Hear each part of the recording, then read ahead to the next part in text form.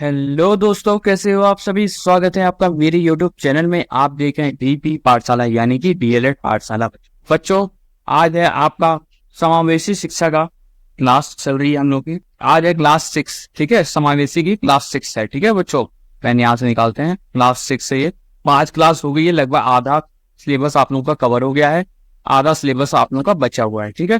तो आराम से 12 क्लासेस में हो जाएगा। कोशिश करेंगे कि हम 12-13 क्लासेस में कंप्लीट करवा दें आपका ये पूरा सब्जेक्ट। हालांकि ये सब्जेक्ट जो आपका समावेशी शिक्षा जो है वो शैक्षिक मूल्यांकन जो सब्जेक्ट है उससे थोड़ा बहुत उसमें उसका भी कंटेंट है। जैसे आपने सेकंड सेमेस्टर में देखा होगा, फर्स्ट सेमेस्टर में भी देखा होगा कि पहला और दूसरा जो पेपर रहता है उसमें थोड़ा बहुत कॉमन रहता है।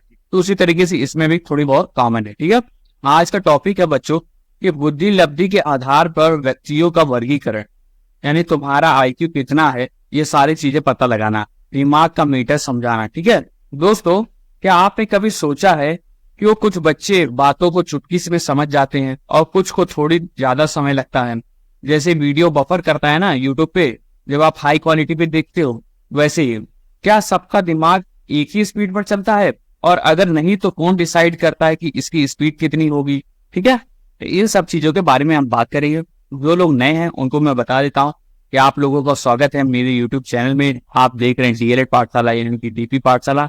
हम पढ़ाते डीएलएड बीटीसी के सभी विषय बिल्कुल ही मुफ्त और बिल्कुल ही आसान भाषाओं में, ताकि आपको हर टॉपिक अच्छे से समझ में आ सके। अगर आप ढूंढ रहे हो कि डीएलएड के सभी विषयों के सटीक, सरल और पूरी तरीके से नोट्स आधारित वीडियोस, तो आप बिल्कुल सही चैनल पे आ गए हो। चैनल को सब्सक्राइब कर दें, वीडियो को लाइक कर दें, बेल आइकन दबाना ना भूलें और हमारा टेलीग्राम चैनल DLED_ पाठशाला को ज्वाइन कर लें। यहाँ पे हम नोट्स आपको दे देते हैं, ठीक है। स्टार्ट करें आज का लेक्चर बच्चों। आज का लेक्चर स्टार्ट करने से पहले आइए हम लोग देख लेते हैं, रिवीजन कर लेते हैं कि पिछली क्लासेस में हमने क्या पढ़ा था क्लास 5 में, ठीक है। तो पिछली क्लासेस का हम एक बार रिवीजन कर लेते हैं।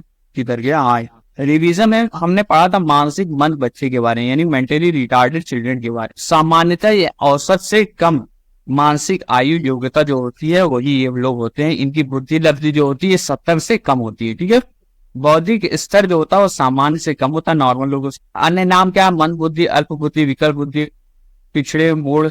पहचान क्या है? कार्य देर से करना, IQ 70 से कम होती है, संवेगात्मक अस्थिरता, आत्मविश्वास की कमी, अमूर्त चिंतन, समायोजन में असमर्थ, ठीक है, एडजस्ट नहीं कर पाते हैं, शांत, निष्क्रिय रहना, इनएक्टिव रहना, ठीक है। निरीक्षण, साक्षात्कार और बुद्धि परीक्षण से पहचाना जाता है, ठीक है। विशेषताएं क्या होती हैं? IQ कम होता है, तर्क चिंतन या लॉजिकल थिंकिंग का अभाव लैक होता है, कम होता है, स्वयं पर नियंत्रण में असमर्थ हो जाते हैं, शारीरिक क्रियाओं में धीमी गति होती है और सीखने की गति धीमी, भाषा ज्ञान निम्न स्तरीय, जटिल विषयों को सीखने में असमर्थ होते हैं, ठीक है। समझ में आया इतना बच्चों? समझ में आया आप लोगों को? आगे हमने देखा कि लेखन अयोग्यता क्या है। तो लिखने संबंधी अयोग्यता है, खराब लिखन, ठीक से ना लिख पाना, ये सारी चीजें आपकी इसमें आती है, किसमें? लेखन अयोग्यता में, ठीक है। इसके साथ साथ कारण क्या होता है कि हाथ, हथेली, उंगली संबंधी कोई गड़बड़ियां हो, मस्तिष्क संबंधी कोई मेंटली कुछ दिक्कत हो, ठीक है। अधिगम अक्षमता हमने पढ़ा यानी लर्निंग डिसेबिलिटी। तो इसका प्रकार आपका सामान्य अधिगम अक्षमता और जटिल अधिगम अक्षमता।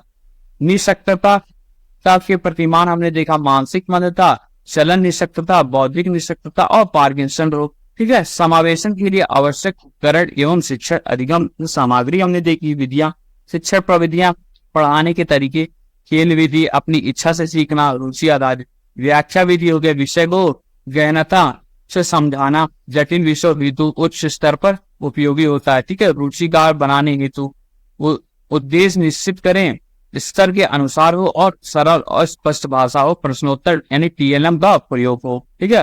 तीसरा क्या है? प्रश्नोत्तर प्रविधि यानी सुकरात प्रविधि जिसको कहते हैं, प्रश्नों द्वारा नए ज्ञान देना, ठीक है। इसके अलावा कौशल शिक्षण का केंद्र बिंदु होता है। वाद विवाद प्रविधि, किसी विषय पर चर्चा से निष्क्रिय निष्कर्ष सुनने बोलने का कौशल, अभिव्यक्ति की स्वतंत्रता, मानसिक विकास, ये सारी चीजें आपकी इसमें आती है बच्चों, ठीक है। पांचवा आपका क्या है? आगमन विधि यानी उदाहरणों तथ्यों से निष्कर्ष निकालवाना, विशिष्ट से सामान्य, मूर्त से अमूर्त, विश्लेषण से संश्लेषण की ओर, ठीक है। तो ये आपके 5 चीजें हो गई। फिर हमने पढ़ा शिक्षण अधिगम सामग्री यानी TLM का महत्व, ठीक है।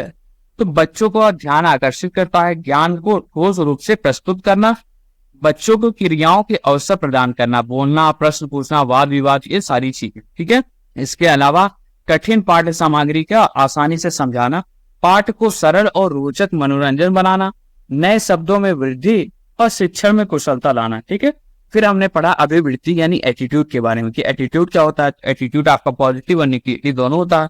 व्यक्ति का दृष्टिकोण जिसके कारण वह किसी वस्तु, व्यक्ति, संस्था या कोई परिस्थिति के प्रति विशेष व्यवहार करता है, यही आपका अभिवृत्ति यानी एटीट्यूड कहलाता है। ठीक है, विशेषताएं क्या होती है? व्यवहार से संबंध धनात्मक, ऋणात्मक हो सकती है। ठीक है, अनुभव द्वारा विकसित होती है, स्थायी परंतु परिवर्तनशील है। ठीक है, व्यक्तिगत यानी इंडिविजुअल है, व्यक्तित्व से संबंधित है, पर्सनालिटी से, और व्यवहार को प्रभावित करती है। ठीक है, इसके अलावा अधिगम जांचने के लिए आवश्यक टूल्स एंड टेक्निक हमने पढ़े। पहले मनोवैज्ञानिक प्रयोगशाला आपका वुंड ने 1879 में लीप्जिग यानी जर्मनी में खोली थी। ठीक है, बुद्धि परीक्षण का पिता एल्फ्रेड बीने 1905 में पहला बुद्धि परीक्षण हुआ। मानसिक आयु का प्रत्यय बीने ने 1908 में दिया। बुद्धि लब्धि आईक्यू का सूत्र स्टर्न ने 1912 में दिया। आईक्यू इक्वल टू मानसिक आयु डिवाइड बाय वास्तविक आयु इंटू 100। ठीक है, आईक्यू का पहला प्रयोग आपका 1916 में स्टैनफोर्ड बीने परीक्षण में टर्मन ने इसको प्रकाशित किया था। ठीक है, इसके अलावा हमने पढ़ा था वास्तविक आयु क्या होता है। बुद्धि परीक्षा देते समय की असली आयु होती है वो वास्तविक होती है। 16 वर्ष से अधिक आयु के व्यक्तियों के सीए जो होता है मतलब वास्तविक आयु जो होती है वो 16 वर्ष मानी जाती है। बुद्धि विकास 16 वर्ष तक पूरा होता है। ठीक है, मानसिक आयु जो है वो एमए होता है। बुद्धि बौद्धिक विकास की सीमा। ठीक है, आधार वर्ष क्या होता है? उतना ही मानसिक क्रिया जितनी आयु के लिए है। ठीक है, मतलब आपका अगर आप 10 साल के हैं, ठीक है, तो 10 ही साल के बच्चों के तरह आपके पास ज्ञान है। ठीक है, तो आपका आधार वर्ष हो गया 10 साल। ठीक है, लाभ आयु अपने से अधिक आयु वर्ग के प्रश्न को सही करने पर, और सीमांत आयु अपनी आयु के प्रश्न सही ना करने पर। ठीक है, एमए इक्वल टू आधार वर्ष प्लस लाभ आयु। ठीक है, अन्य महत्वपूर्ण तक हमने देखे थे समायोजन, परिष्करण मनोविश्लेषण विधि के जनक आपके फ्राइड थे। ठीक है, कृत्रिम अंगों के निर्माण जो थे आपके प्रोस्थेसिस, लकवा जो है शरीर के आधे से अधिक भाग में अवृद्ध गति अक्षमता, और शारीरिक अक्षमता जो है शरीर के अंगों में असंतुलित गति। ठीक है, तो ये सारी चीजें हमने कल के लेक्चर में पढ़ी थी। आज का इंट्रोडक्शन और पिछली क्लासेस भी आपकी 10 मिनट की लगभग हो गई। ठीक है, अब बिना किसी देरी के स्टार्ट करते हैं आज का लेक्चर, वरना आज की क्लास 1 घंटे से ऊपर चली जाएगी। तो दोस्तों, पिछले पार्ट में हमने मानसिक मन बच्चों और कुछ खास तरह की सीखने की अक्षमताओं के बारे में जाना था। आज हम एक बहुत ही मजेदार और जरूरी चीज सीखेंगे, बुद्धि इंटेलिजेंस क्या होती है और हम कैसे मापते हैं। ठीक है, ये आप शैक्षिक मूल्यांकन में हमने आपको पढ़ाया है, इसमें हम फिर आपको पढ़ा देते हैं। ठीक है, तो जी हाँ दोस्तों, आज हम बात करने वाले हैं इसी दिमाग की स्पीड यानी बुद्धि लब्धि इंटेलिजेंट क्वेश्चन जो होते हैं उसकी। आईक्यू एक नंबर होता है जो बताता है कि कोई कितना समझदार है। ये किसी दिमाग की मीटर देता है। मैं हूँ आपका दोस्त, आपका होस्ट जीपी पाठशाला यानी डीएलएड पाठशाला से, और आज हम इस आईक्यू के खेल को समझेंगे, कैसे ये नापा जाता है और कैसे इसके आधार पर लोगों को अलग अलग कैटेगरी में बांटा जाता है। ये क्लास आपकी शिक्षा शास्त्र की एक super duper entertaining mind game class होने वाली है। कौन जीनियस है और कौन फूल है, तो अपनी कॉपी पेन निकाल लीजिए। स्टार्ट करते हैं। पहला पढ़ते हैं बुद्धि लब्धि के आधार पर वर्गीकरण जो होता है, यानी दिमाग की अलग अलग लेवल्स। ठीक है, classification of individual on the basis of IQ. ठीक, तो दोस्तों मनोवैज्ञानिक ने लोगों की आईक्यू के आधार पर उन्हें अलग अलग लेवल में बांटा हुआ है। ठीक है, जिस तरीके से अलग अलग लेवल होता है उसी तरीके से आईक्यू में भी अलग अलग लेवल में बांट दिया गया। ये कोई जाति धर्म नहीं है, बस समझने का एक तरीका है। ठीक है, तो क्या आपने कभी सोचा है कि कुछ बच्चे बहुत तेजी से सीखते हैं, कुछ बहुत थोड़ा ज्यादा समय लगता है। ठीक है, वैज्ञानिक इसे बुद्धि लब्धि यानी आईक्यू से मापते हैं। आईक्यू एक नंबर होता है जो बताता है कि कोई कितना समझदार है। ठीक है, यहाँ बुद्धि लब्धि के आधार पर लोगों को अलग अलग समूह में बांटा गया है। अब वो समूह के बारे में हम देख लेते हैं। ठीक है, तो टेबल है एक आपका, अभी आगे हम दे देंगे।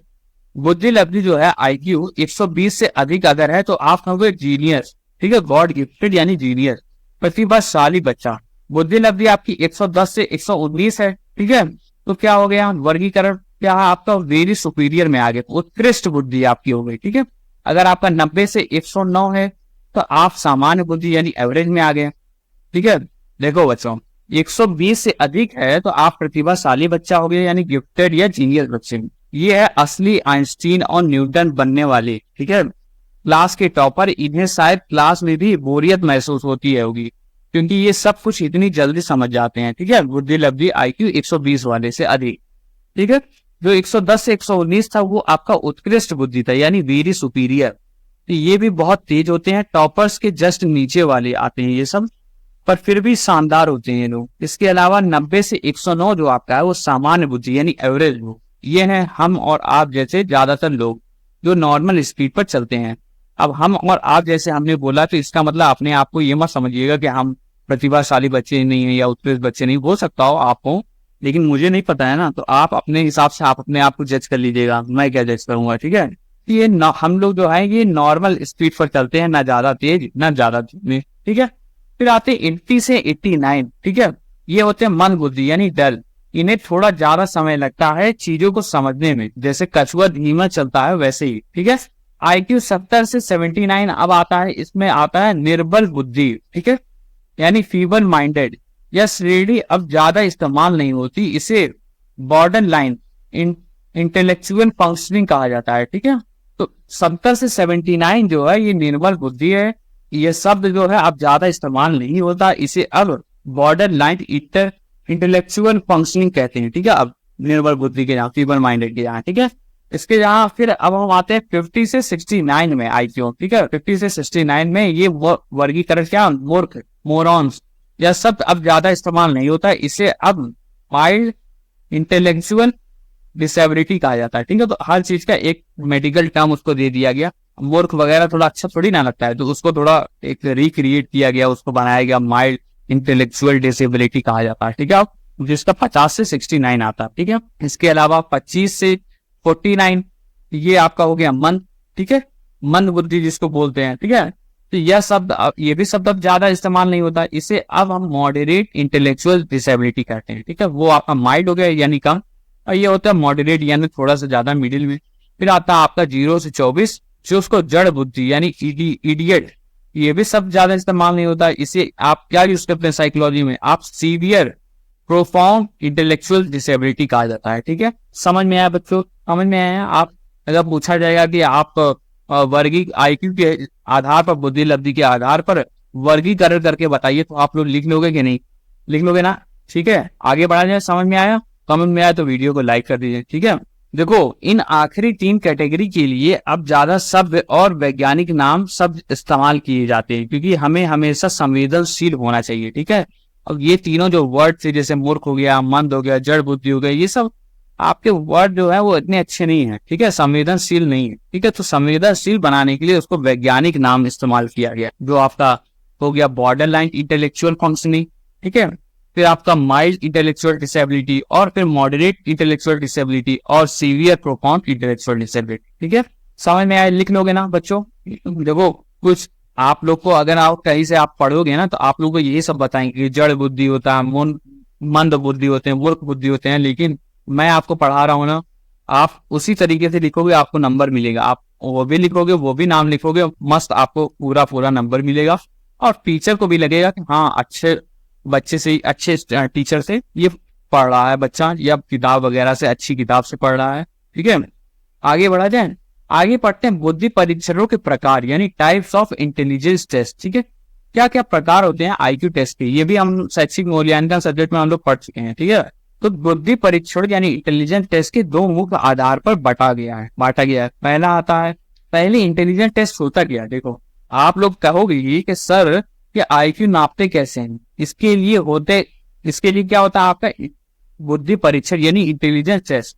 ये कोई जादुई स्केल नहीं है, बल्कि खास तरह के टेस्ट होते हैं। इन्हें हम 2 मुख्य आधार में बांटा गया है, आपका परीक्षार्थियों की संख्या के आधार पर यानी based on number of test taker, दूसरा आपका परीक्षणों के प्रस्तुतिकरण के स्वरूप के आधार पर। ठीक है, यानी based on forms of presentation of test. ठीक है, आइए देखते हैं क्या है। तो पहला आपका आता परीक्षार्थियों की संख्या के आधार पर, इसमें भी आप 2 भाग में बढ़ गया है, व्यक्तिगत बुद्धि परीक्षण और सामूहिक बुद्धि परीक्षण। जो इंडिविजुअल एक एक करके होता है टेस्ट, वो इंडिविजुअल हो गया व्यक्तिगत, और सामूहिक यानी ग्रुप में इंटेलिजेंस टेस्ट होता है। ठीक है, ये संख्या वाला हो गया। फिर आता है परीक्षणों के प्रस्तुतिकरण के स्वरूप के आधार पर, यानी बेस्ड ऑन फॉर्म्स ऑफ, जैसे forms of presentation of test. इसमें दो तरीका होता है, शाब्दिक बुद्धि परीक्षा और अशाब्दिक। ठीक है, यानी शब्द से बोल लिख करके आप करवा रहे हैं या अशाब्दिक करवा रहे हैं। ठीक है, सांकेतिक भाषा वगैरह जो हो गया। ठीक है, चित्र हो गया, पहेलियां हो गई, ये सारी चीजें। ठीक है, देखो दोस्तों, व्यक्तिगत बुद्धि परीक्षा जो होगा ये एक बार में ही एक ही व्यक्ति का टेस्ट होता है इसमें। ठीक है, सामूहिक बुद्धि परीक्षण में आपका एक बार में कई लोगों का टेस्ट हो जाता है। ठीक है, शाब्दिक बुद्धि परीक्षण में आपका शब्दों और भाषा का इस्तेमाल किया जाता है, और अशाब्दिक बुद्धि परीक्षण में आपका चित्र हो गया, पहेलियां हो गई, ऑब्जेक्ट्स हो गए बिना शब्दों के। ठीक है, ये सभी चीजें का प्रयोग किया जाता है। अब हम एक एक करके इनकी खासियत और इनकी कमियां के बारे में पढ़ते हैं। ठीक है, तो बुद्धि परीक्षणों की तालिका यानी टेबल ऑफ इंटेलिजेंस टेस्ट में बुद्धि परीक्षण, व्यक्तिगत परीक्षण आपका हो गया, शाब्दिक व्यक्तिगत बुद्धि परीक्षण और अशाब्दिक बुद्धि परीक्षण में टूटा हुआ है। ठीक है, आइए देखते हैं व्यक्तिगत बुद्धि परीक्षण के बारे में। ठीक है, तो दोस्तों व्यक्तिगत बुद्धि परीक्षा यानी 1-to-1 टेस्ट। ठीक है, तो दोस्तों व्यक्तिगत बुद्धि परीक्षण में एक समय में एक ही व्यक्ति के बुद्धि को मापन होता है।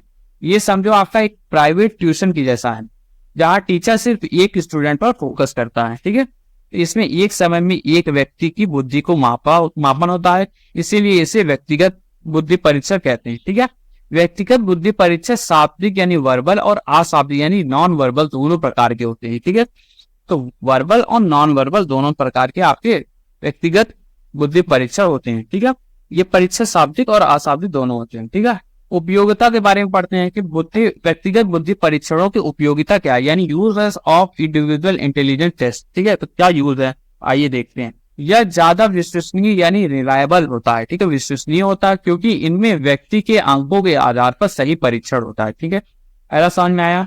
दूसरा क्या बोल रहा है कि जो बच्चे ज्यादा लिख और पढ़ नहीं सकते उनके लिए यह परीक्षण अच्छा होता है। ठीक है, इनके द्वारा व्यक्ति की गुणवत्ता क्षमता यानी क्वालिटेटिव एबिलिटी का पता चलता है। समझ में आया बच्चों। देखो, इनकी उपयोगिता यह है कि यह ज्यादा विश्वसनीय यानी रिलायबल होते हैं क्योंकि इनमें व्यक्ति के अंकों के आधार पर सही परीक्षण होते हैं। ठीक है, जो बच्चा ज्यादा लिख पढ़ नहीं सकता उनके लिए यह परीक्षण अच्छा है। इसके द्वारा व्यक्ति के गुणात्मक क्षमता यानी क्वालिटेटिव एबिलिटी का पता चलता है। समझ में आया बच्चों। अब इसकी हम लिमिटेशन देखते हैं, परिसीमाएं देखते हैं। ठीक है, तो लिमिटेशन में क्या है कि यह करने से महंगा यानी एक्सपेंसिव होता है और इसमें ज्यादा समय लगता है। ठीक है, तो समय भी ज्यादा लगता है और एक्सपेंसिव भी होता है। जैसे प्राइवेट ट्यूशन आपकी महंगी होती है ना, वैसे ही। ठीक है, इसमें परीक्षण करने के लिए प्रशिक्षित यानी ट्रेंड व्यक्ति की जरूरत होती है, जैसे नॉर्मल इंसान नहीं कर सकता। ठीक है, समझ में आया इतना? समझ में आया बच्चों आपको कि नहीं? व्यक्तिगत बुद्धि परीक्षा। अब हम आते हैं सामूहिक बुद्धि परीक्षा। बहुत लंबा जा रहा है ना, कोई बात नहीं, हम लोग अच्छे से कवर करेंगे। बहुत टाइम है हम लोग के पास, ऑलमोस्ट अभी 3 मंथ्स है। ठीक है, 3 मंथ्स है अभी बचे हैं एग्जाम के लिए। ठीक है, 3 महीने से पहले तो आपका एग्जाम होने से नहीं रहा। ठीक है, 3 महीने बाद ही अब होगा एग्जाम आपका, और आराम से हम लोग सब चीज कवर करेंगे, मैथ्स पढ़ेंगे, हर सब्जेक्ट पढ़ेंगे। ठीक है, सामूहिक बुद्धि परीक्षा यानी ग्रुप इंटेलिजेंस टेस्ट क्या है ना, आइए देखते हैं। ग्रुप स्टडी वाला टेस्ट जो होता है, तो बात करते हैं हम सामूहिक बुद्धि परीक्षण की। ये वे टेस्ट होते हैं जो एक समय में अनेकों व्यक्तियों पर किया जा सकता है। ये समझो क्लास टेस्ट जैसा है, जहां सब एक साथ टेस्ट से देते हैं। ठीक है, उपयोगिता क्या होती है, इस परीक्षण का निर्माण सरलता से हो सकता है। ठीक है, पहले सामूहिक बुद्धि परीक्षा क्या होता है, परीक्षण जो एक समय में अनेक व्यक्तियों पर किया जाता है उन्हें सामूहिक बुद्धि परीक्षा कहते हैं। उपयोगिता क्या है, इस परीक्षा का निर्माण सरलता से हो सकता है। ठीक है, इनमें समय कम लगता है, खर्च भी कम लगता है, और उन बच्चों के लिए सही होता है जो पढ़ने व लिख नहीं सकते हैं। ठीक है, क्योंकि यह सामूहिक होता है। ठीक है, परिसीमाएं क्या होती है, परिसीमाएं यानी लिमिटेशन, तो इनमें बौद्धिक व्यवहारों का गहराई से अध्ययन नहीं हो पाता, इनमें विश्वसनीयता कम होती है। ठीक है, और इसमें नकल यानी कॉपिंग की संभावना ज्यादा हो। ठीक है, समझ में आया बच्चों की क्या उपयोगिता होती है, क्या परिसीमाएं होती है।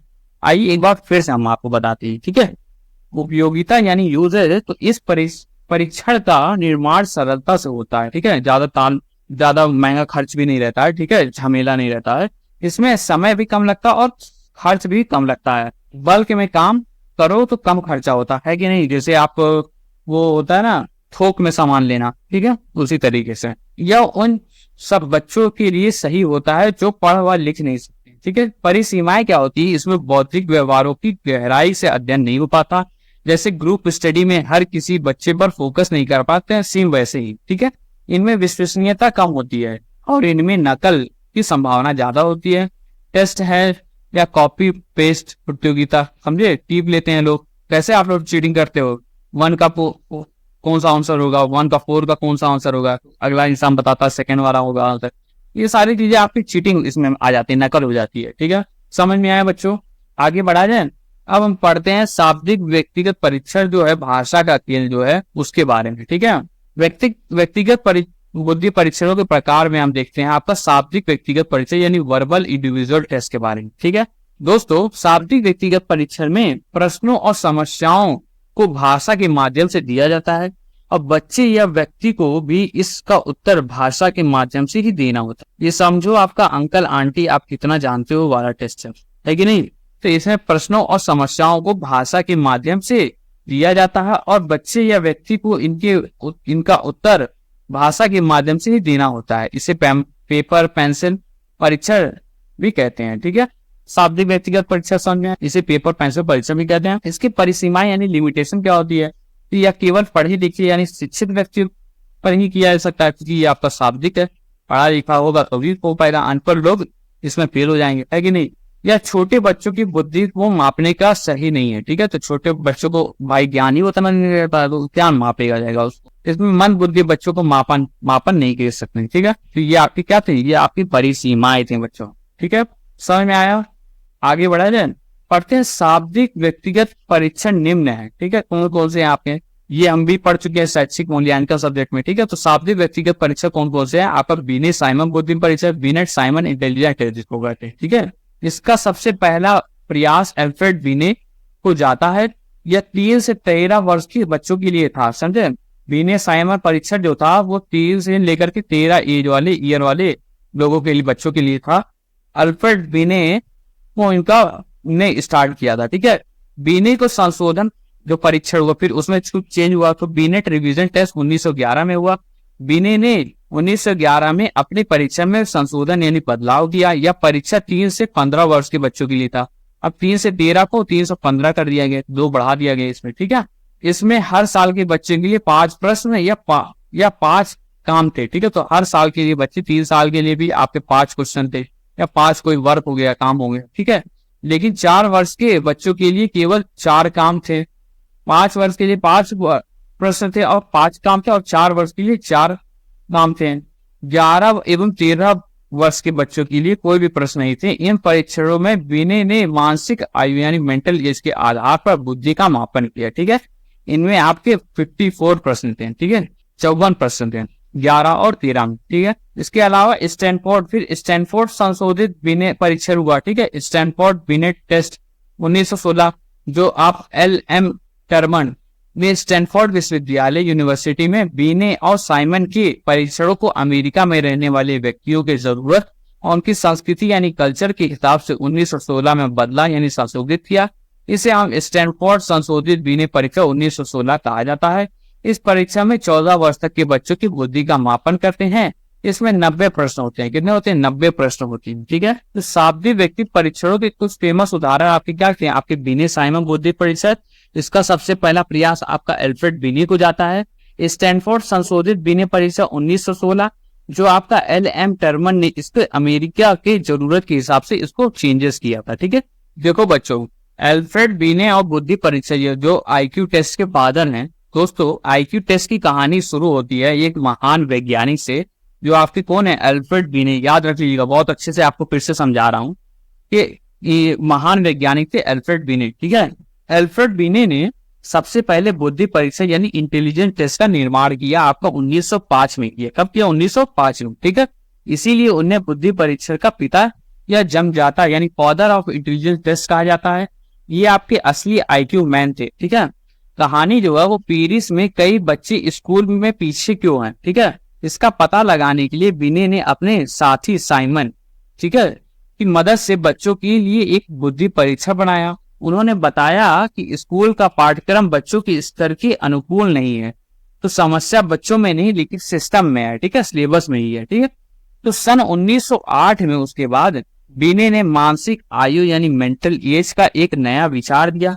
ये समझो दिमाग की उम्र होती है, ठीक है।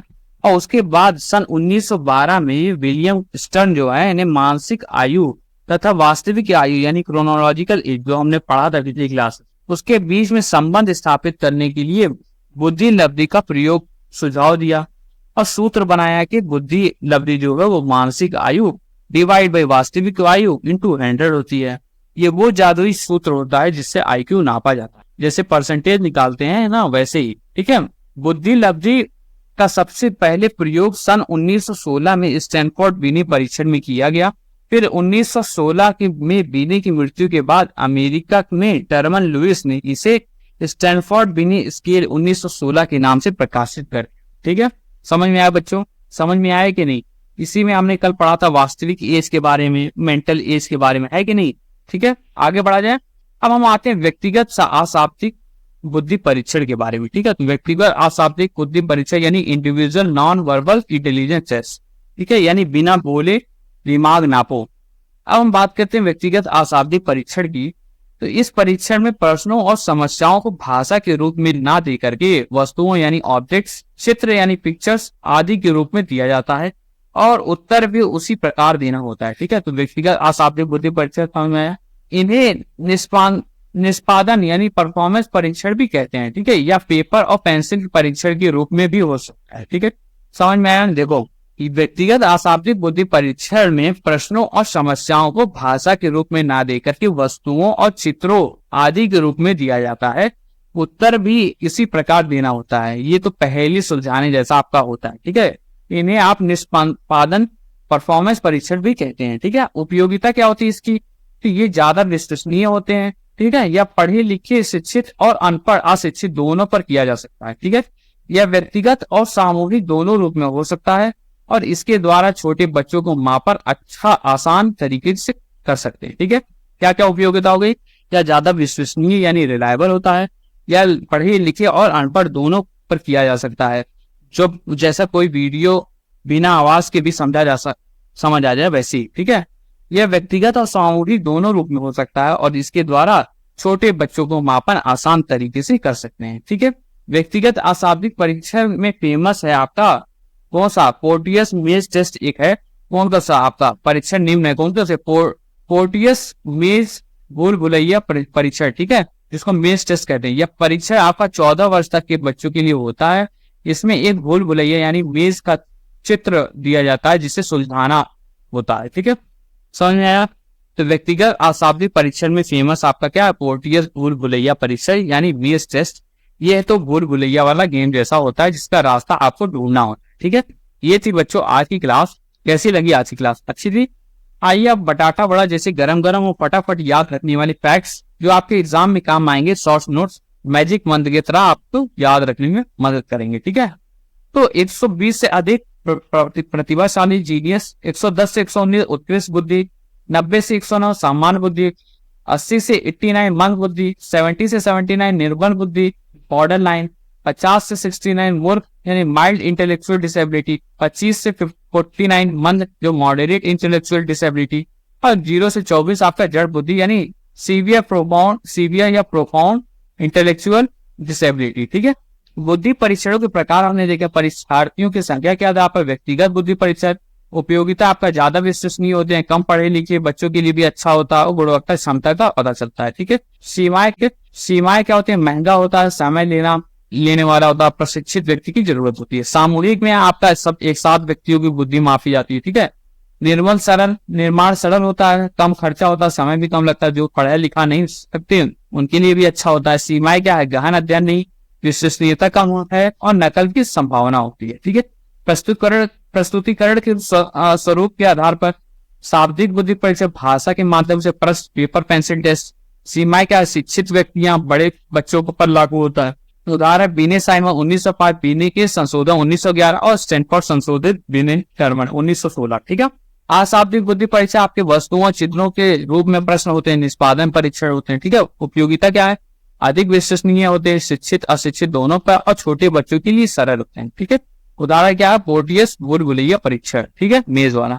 कल हम लोग पढ़ेंगे बच्चों भाटिया क्रियात्मक परीक्षण माला, ठीक है, भाटिया बैटरी और परफॉर्मेंस टेस्ट के बारे में। तो दोस्तों कैसी थी आज की क्लास, अच्छी लगी? तो दोस्तों ये थी हमारी दिमाग की मीटर और आईक्यू की खेल की पूरी कहानी। उम्मीद है आप ये मास्टर माइंड गेम क्लास मजेदार लगी होगी और आपने सीखा होगा कि कैसे हम किसी बुद्धि को नाप सकते हैं। याद रखना आईक्यू सिर्फ एक नंबर नहीं है, वो किसी की पूरी पर्सनालिटी नहीं होता, हर इंसान अपने आप में खास होता है, ठीक है। अगर आपको ये वीडियो पसंद आया तो इसे लाइक करना मत भूलना, अपने दोस्तों के साथ शेयर करो, खास करके जो डीएलएड वाले हैं, बीटीसी वाले हैं, ठीक है, और शिक्षा के इस महत्वपूर्ण विषय को समझना चाहते हैं। और हाँ, डीएलएड पाठशाला यानी डीपी पाठशाला को सब्सक्राइब करना बिल्कुल मत भूलना, क्योंकि हम ऐसे ही मजेदार तरीके से आपको पढ़ाते रहेंगे और आपकी पढ़ाई को ब्लॉकबस्टर मूवी जैसा बनाएं। मिलते हैं हम लोग अगली क्लासेस में, तब तक के लिए पढ़ते रहिए, बढ़ते रहिए। और हाँ, हमेशा याद रखना कि ज्ञान की रोशनी सब तक पहुंचे, यही हमारी सच्ची जीत है। हर क्लास में यही हम बोलते हैं। और हाँ, अगली बार किसी को देखकर इंटेलिजेंट और दम जो होता है मत बोला कहना आप लोग, ठीक है। इनका जो दिमाग है वो अलग तरीके से काम करता है। हर कोई अल्बर्ट आइंस्टाइन नहीं होता है, न हर कोई न्यूटन होता है, पर हर कोई खास होता है, समझे। सब में कुछ ना कुछ स्पेशल चीजें होती है, ठीक है। जय हिंद, जय Bharat, thank you so much, bye everyone.